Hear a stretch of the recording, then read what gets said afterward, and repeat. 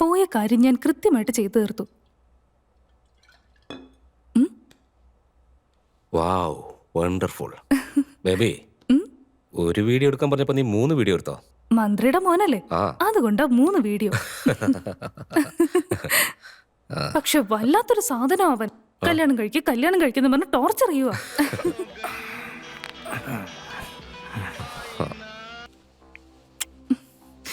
ഇനി എന്ത് ചെയ്യാൻ പോകുന്നു?